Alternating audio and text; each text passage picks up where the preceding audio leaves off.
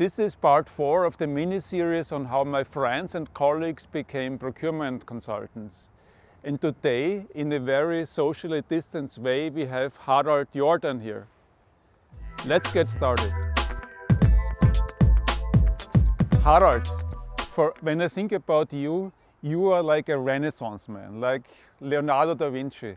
You combine all the skills and disciplines one could hope for in consulting.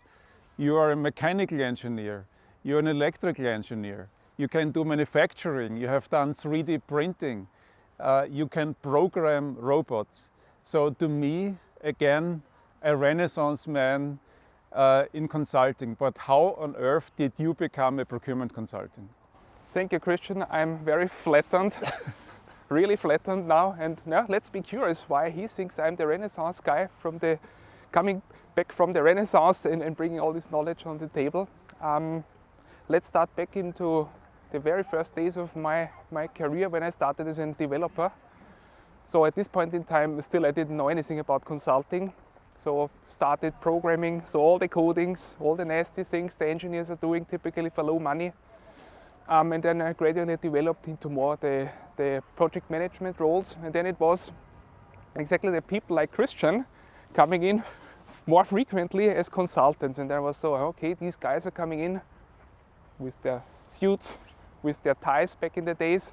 And they showed us funny slides where we always believed, okay, what these guys are presenting doesn't make any sense. They don't have any clue of the industry, of the things we are doing. So we are the true heroes and so on. Gradually over the time, then we got more and more into touch with them. Then I was thinking, okay, what Christian and the colleagues are doing, it's not that stupid in the end. They have a broader view than we have. I mean, I was focused really on the bits and bytes, and somehow I was happy, but I never saw the bigger picture. So, and then suddenly these guys came in, exactly like Christian, and they said, oh, you have to think about this. You have to think about that. And that really made me then think, okay, what he can do sounds not stupid. Maybe I can do it also. And it was then the starting point for me when I started applying at the big companies for operations consulting in general, because I mean, I'm technician. You wouldn't put me into a bank. That wouldn't make that much sense.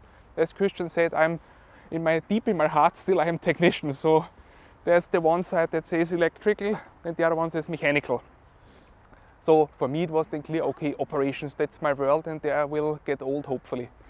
And then started really with my first day in consulting, and then it was for me going deeper and deeper into operations, understanding, okay, how are companies working, and then gradually thinking, okay, how can I contribute?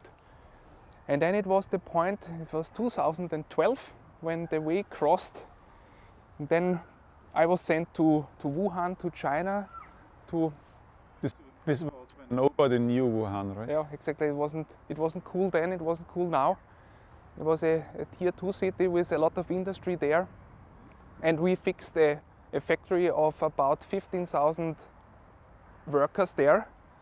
And it was very technical. So you need to know, okay, what is the products are producing. So mechanical, the chassis, all the electrical stuff, the manufacturing equipment they are using, the technology that should come in the future and so on.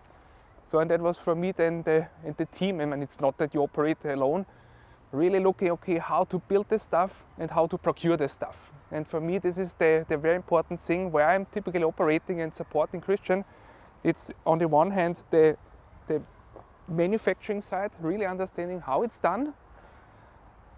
Then you know also how it's engineered, and most likely then you would also spend some thoughts in how to make it better. And the rest is then, of course, once we have it manufactured, once we have the engineering portion, then we can think about how to procure it.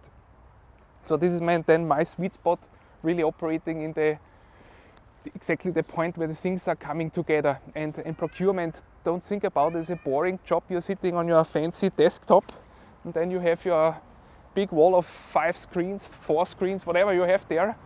And then you're making desktop research, and then every now and then you buy a ticket and you're visiting the supplier, and then you buy the stuff. So it's just the opposite.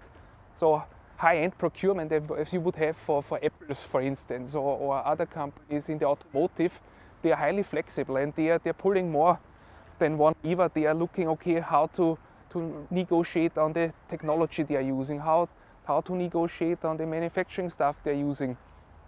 Plus also understanding, so is it just a rip-off? So what's a fair price? So a lot of things that Christian in his other series of the procurement in the park explained in the purchasing chessboard coming nicely together. And this is then from the continuum of all the methods. That is where I then can chip in and then bring all my electrical and my mechanical education then perfectly in. And over time then I got more and more experience also by industry, by product. This is why we always are a good team and they fit on the client side, I would say. Thank you, Harald. So I will leave Harald's contact details in the description down below so that they can reach out directly to Harald should they have a question. Okay, and now it is your turn. In the comments down below, let me know if you have any questions and I will get back to you within 24 hours. Thank you for watching and stay safe. Bye.